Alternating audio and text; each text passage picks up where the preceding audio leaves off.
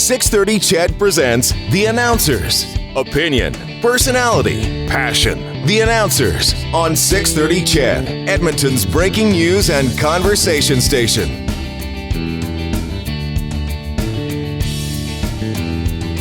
Thanks for tuning in to this week's edition of The Announcers. I'm Ryan Jesperson, joined by my regular, Jalen Nye. Hey, you. Fame and fortune is emanated from your spot on the 630 CHED Afternoon News with Jalen Nye and Andrew Gross.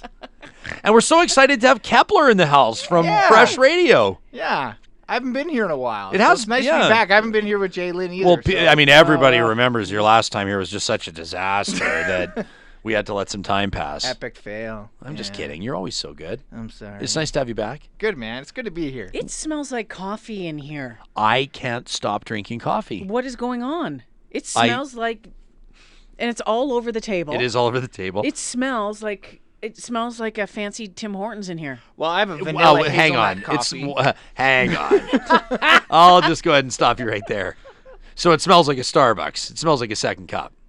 Let's go local. It sounds like a Credo, or it sounds like Okay, I will go with him because I don't want to get in trouble here. I'm not. No, we better not. I'm not a big Starbucks fan. Oh, really? No. How come? No, I find it a little too strong. Charbucks is what you might call it. Yes. It's like an ashtray. That's what it tastes to me. Wow. Yeah. That's a good way to explain it, I guess. An ashtray. It's a burnt flavor to me. It's just I don't like that flavor. You're not a big fan of the. Yeah. No. Maybe you should try like their breakfast blend or their. It's expensive. Can you tell I used to work there? Did you really? Oh yeah. You were a barista? Starbucks barista, bartender, Earl's boy. Oh, there's been a broad and diverse Is that why you always background. get names wrong, Ryan? You always write them down wrong? I think. Stan, I don't think it's fair to suggest that I'm always getting names wrong. Do I always get names wrong? Do I have a bad reputation around? I always have to write things down. I'll tell you that much. Starbucks does, though, right? They yeah, always but they do write that your on name purpose. wrong. Oh, for sure. That's a marketing thing, isn't it? I would think so. Alienate all your customers. It's a very interesting marketing strategy.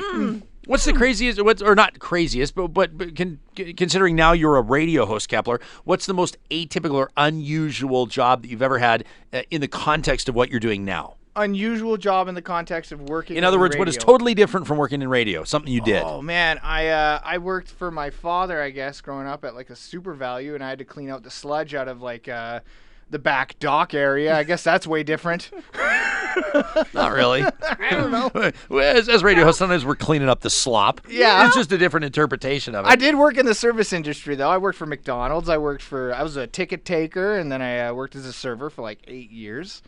So I was never able to do it. I always I applied for a job when I first moved to Thunder Bay to go to school for broadcasting. Right, I had this great dream of becoming a TV anchor and all that. Well, sort you of lived stuff. it. Well, You I did did, it. but prior to that, I needed a job to help pay for it. So I worked at the Port Arthur Brasserie and Brew Pub.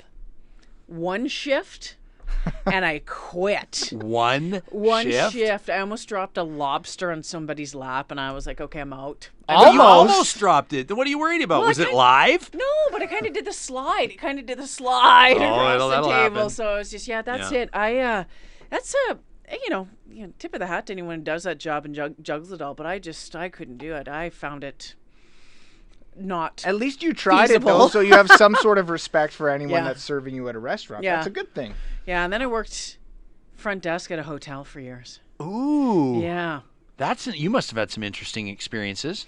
Well, it was in high school, whereas a lot of kids were at McDonald's or working in a clothing store. I ended up getting a job at the Best Western Water Tower in Thunder Bay.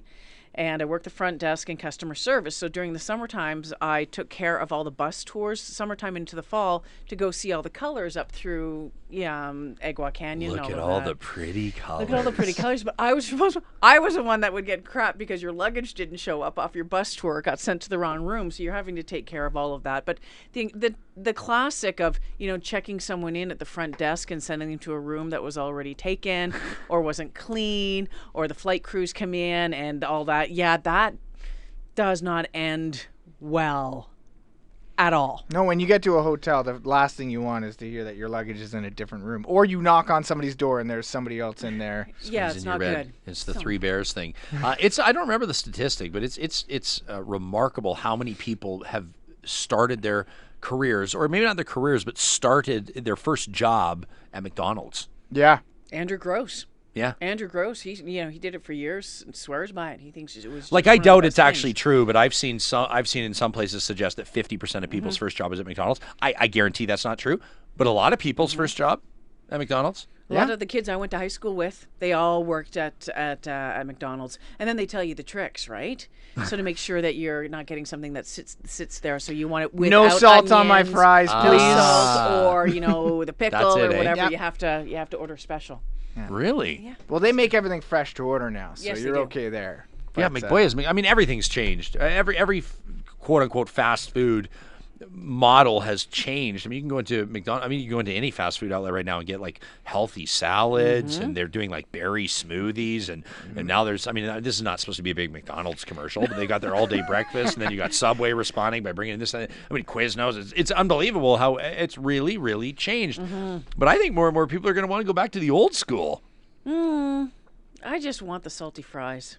Yeah, like I want a greasy burger. Oh man. Why are you guys? I don't know if I told you guys this, but I've stuck with my New Year's resolution, which was to give up all fast food. What? For 2017. And Was this fast food a problem for you? Not really, I guess a bit of a problem, but I was just like, you know what, let's give up fast food. Let's see. I'd have it maybe twice a week. To me, that was a bit of a problem. So it's been really difficult. And you guys talking about fries and salty and greasy Well, people that are burgers. watching right now on the 630 Ched YouTube channel are probably noticing how svelte you are in that fresh radio 3/4 length tee. I should point out the sleeves are 3/4 length, not the torso. Yeah. I could make it 3/4 He length didn't get if to you wear want. them the first time around. In the 80s, he was too young. Yeah, that's right. He Now it's all wasn't born. vintage.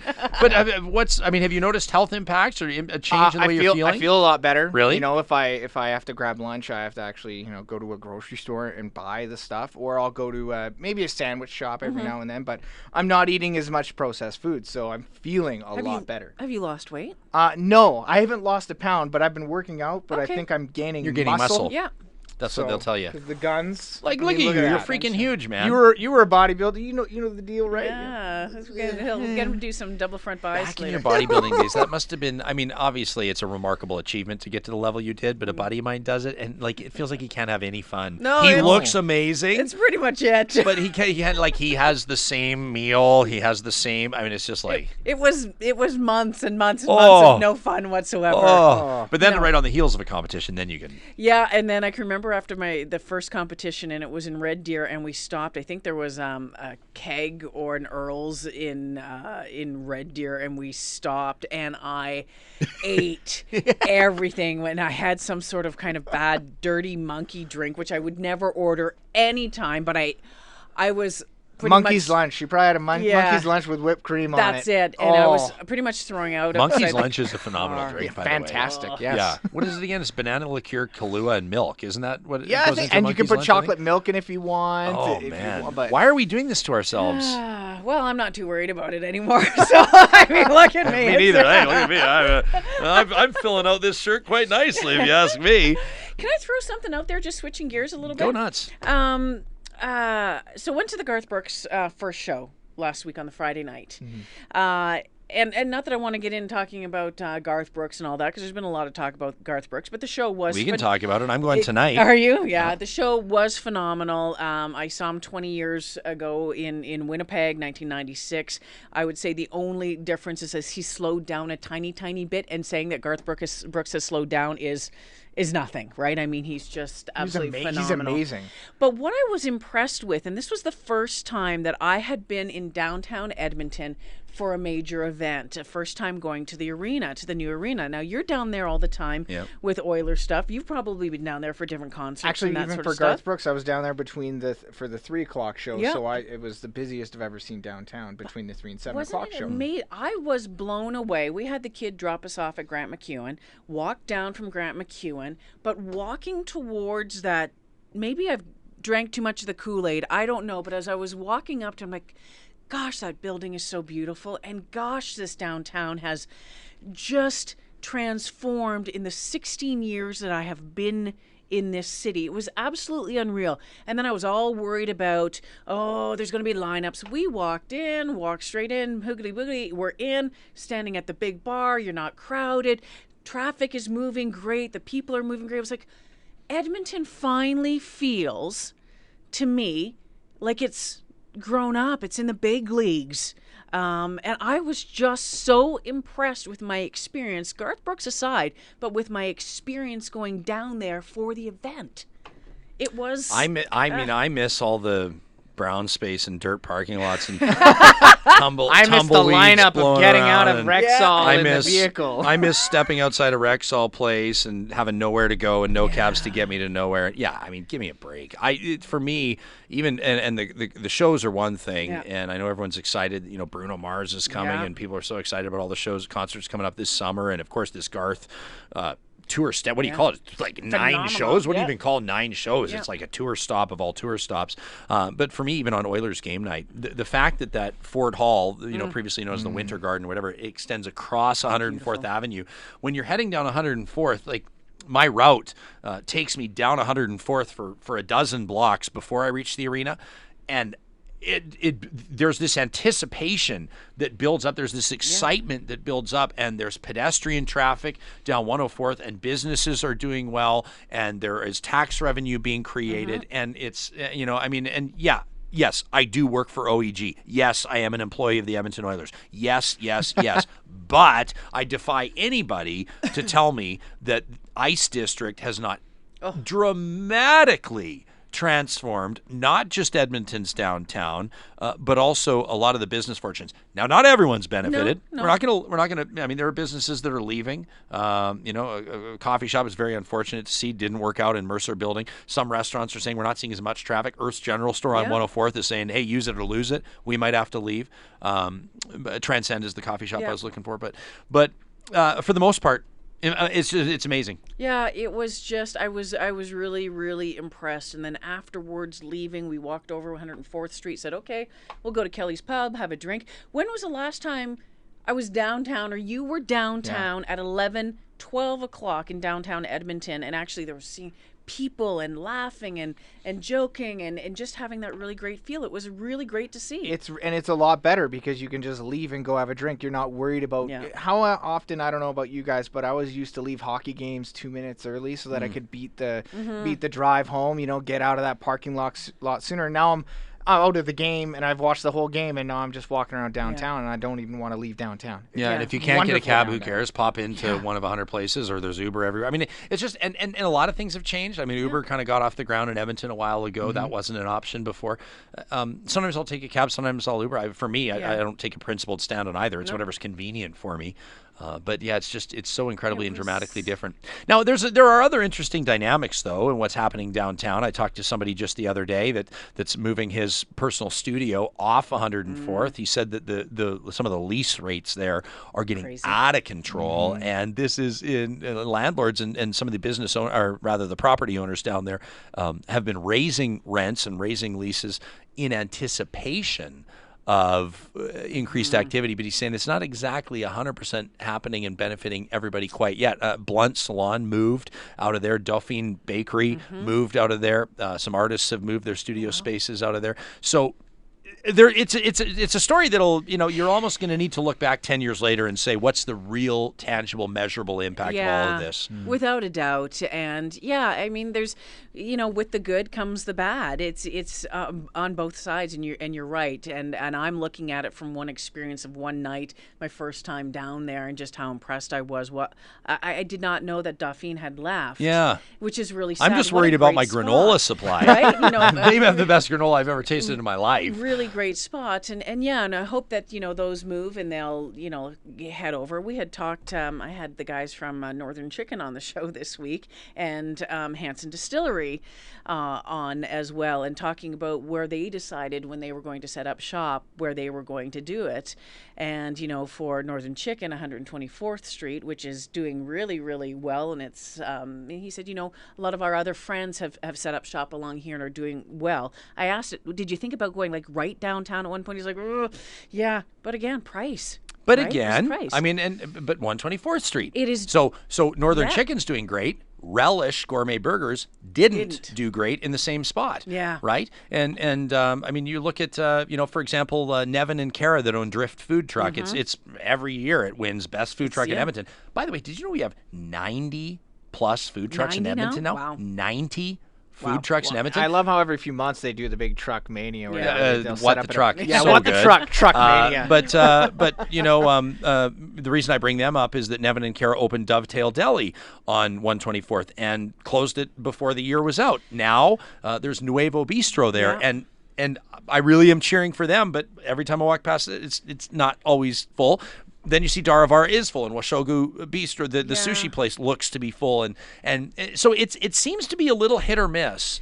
Yeah, and I wonder, is that, what is that though, right? If you were to look and explore into the marketing plan, the business plan, what is it? Is it something that they're not firing on all cylinders, or Edmonton is just not ready for that yet? Like, Well, I who think would have one thought of the a design fried chicken place would take off like nobody's business? Well, but Who you doesn't also love fried chicken? They though, are. right? Yeah, they identified a niche, Yeah. and they opened, I think, very importantly, just before the chains did, Yeah. just before Popeyes Popeyes was and all here, that. and a couple of the others. But I think people also appreciate that these are local chefs. Been You know, around the Andrew scene for a long Cowan, Matt time. Phillips. They've earned their stripes in Edmonton, and it doesn't hurt that their food is phenomenal. I live by there. I've already eaten there 4 times. I better I'm the opposite of you. I'm so My jealous right resolution is now. like try to contract heart disease by the time the year's out, I guess. Last 3 weekends we've been there. We did a I know you're walking posting tour. on But- Facebook but all listen, the time. What you just said, you didn't know what I was just going to say, and what you just said is huge, Jalen, because the success of 124th Street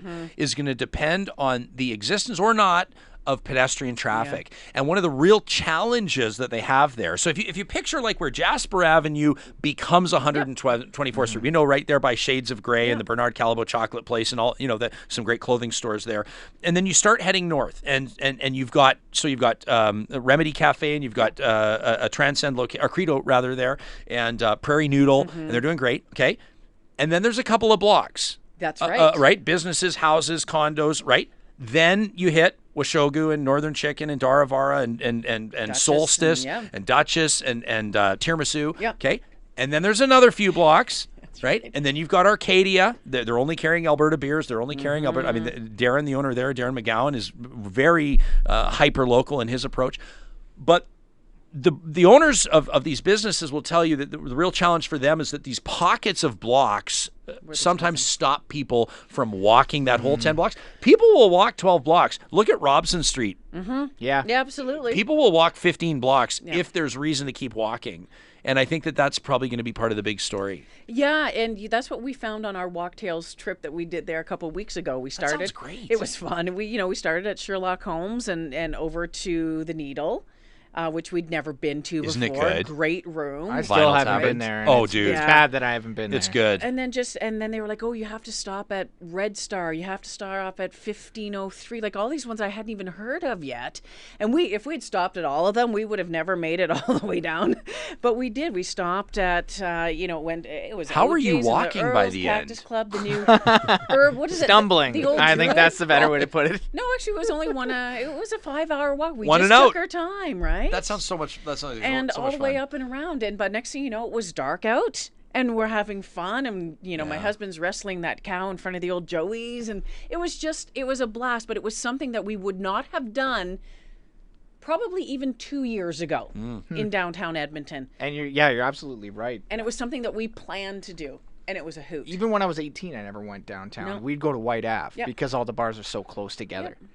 That's Yeah, kind of and cool. that's what I Somebody was- should put together a map of like a fun map of activities to do downtown, That's like a an great adult idea. activity Well, map. and you've got these, you've got the business associations, you've got Yeah. the 124th Street Association, and of course, then they're, and a big part of this as well is engaging people through the year. Downtown, they do a really good job. You've got the 104th Street Farmers Market, you've got the 124th Street Grand Market, you've got the Old Strathcona Farmers Market. That'll create habits. Like, for example, I know that with the 124 Grand Market, it's right by your house. We know every Thursday afternoon, that's going to be there. So it typically, I'd say 3 Thursdays out of every 4, 3 times a month through their season, we're there. Absolutely. There's the odd time I'll pass through without buying something. Very rarely. I'll at least spend $10. Yeah. Sometimes I'll spend $100. Like, it just depends on the day. But you create these habits. You draw people there. And Kepler, I mean, you're a young buck. You talk about how you and your pals didn't go downtown. But then, I mean, you point to 82, 83 when West Edmonton Mall opened. And I'm not sure that everyone forecasted what that would do to downtown. And no one's crapping West Edmonton Mall, that's fine. It is what it is. Edmonton owes a lot to West Edmonton Mall for the tourism it's generated, and it's a great success story. But it decimated downtown until 3, 4, 5 years ago, or maybe 2 years ago, or maybe this past fall. I'll be honest with you. On our show a couple of years ago, my husband and I decided to do a staycation over Canada Day, and we stayed downtown at the West End. This is what we were going to do. We were bored out of our tree. 3 or 4 days, we were bored out of our tree to the point where it was like, okay, let's go home. And I had even tweeted about it, and a lot of people from downtown, crapped on me about it. But I was like, show me what there is to do. This was only a couple of years ago, and now I'm raving about it. And how cool is it to even think? I mean, we just keep picking pockets of town over the last, let's say, 5 years, but we can even say the last 2, just a pitching wedge from the West End, right? 100 opened first. You've got Kraft. Sherlock's has been there for a long time. Moriarty's, I was sorry to see that one close, but you've got Tres Carnales. You've got, just a ton of businesses. Zazato, the new Vivo just opened blocks from well, you can throw a stone Woodwork. at Rogers Place from there. It's amazing. Right across the street. So, it's been really cool to see this stuff happen. I mean, when I was a young buck, like 21, 22, what did we have downtown? We had the Druid and the Stonehouse. Both are gone. Well, the Druid, though, it was redone because we were in there. It was the Urban or something, and I think I had said, "What happened to the Druid? It smells like sawdust and I don't know in here." And it was like wrapped prunes or something on the appetizer menu. I was like, "What?" But anyway, it was a neat little place. I don't know. And I cheer on entrepreneurs in that. I will say, I miss some of the old ones. I miss the Druid. We went into Urban Tavern, and it's beautiful. They did a beautiful job with it's this sort of resto pub idea. It looks great. But the Druid, man. Ryan, for us, the Druid was one of those places when we were probably both single. We spent a lot of time and there. What are we supposed to do on St. Patty's Day now? That was the go-to haunt. If no other day of the year, I knew I was going to spend all day at the Druid. You got to find a new bar, man. On March 17th. Yeah. But the Druid kept it. There's O'Byrne's on White. O'Byrne's is great. Is there another Squires? Am I forgetting about some? Is Squires like an Irish pub, a legitimate? No, I don't know. Irish I just pub? remember having beers. Squires is where kids in their early 20s go to. I think I'd walk in and they'd be like, "Someone, are you here to pick up your son? Are you here to? Are you working for AGLC? Are you undercover? Are you looking for violations? There's the narc. Yeah, he's thinning up top, and there's gray in his beard. What is this guy doing here? Oh, man. What about the billiard club? Is that still kind of popular? Yeah, that's a good place to go. Yeah, sure. And then they've got Beercade on what? We should get. What are we doing here? We're free advertising. These people need to. Yeah. We need drink tabs at all these places. I'm telling you, if you've create heard your the restaurant fun map. Kepler's going to be walking into your haunt tonight. If you want me to, I'll do 6:30 Ched field reporting for you guys, and I'll try out. Throw a Fresh Radio brand on there, pal. It could be a Chorus Radio fact finding mission. Blues on White. Still an awesome place, right? Trivia nights. They've cleaned it all up. They've But they taken kept years of the smoke off character. there, Yes. but they kept the character, and it was still. it's still a great place to go to Love listen that to live place. music. You can get off sales there too, right? I can't Well, they have a remember if it's dance there. floor, which is great. Who Place you can go needs dancing. off sales in Alberta? Liquor stores are at what point do you need off sales? Because then I don't want to walk another 10 feet. Don't we still have the highest amount of liquor stores per capita? This is probably one of the biggest realizations I ever had as a grown adult is you got to keep your eye out for the specials that go on with the Big Brew 36ers. I'm talking about the big, I'm not talking about the microbrewers. I'm talking about the crafters. No, I'm talking about like when they say 36 Kokanees for $24. Oh, yeah. You swerve in right then. You buy that cube, you put it in your basement, and you forget about it. And I'll tell you, Uncle Jespo's advice, you'll never have to seek off sales again. You always got to have that 36 cube. Note to self: we also know where to crash late at Yeah. night. He always Ryan's has always got a Verbree. cube in his I've basement. always got a cube of Kokanee in the basement. Jesperson's off sale. We had it's policy on the announcers that we don't discuss what we'll talk about ahead of time. And Kepler, we knew you'd make a seamless integration because we all, can talk about nothing at length. It's been a pleasure to have you You're here welcome. in It's studio. nice being here. Enjoy the rest of your weekend. Jalen, always a pleasure. Back at you, Ryan. All right, we'll be back on the air Monday morning on 6:30. Ched Kepler will be on Fresh Radio. Thanks for tuning in to another edition of The Announcers.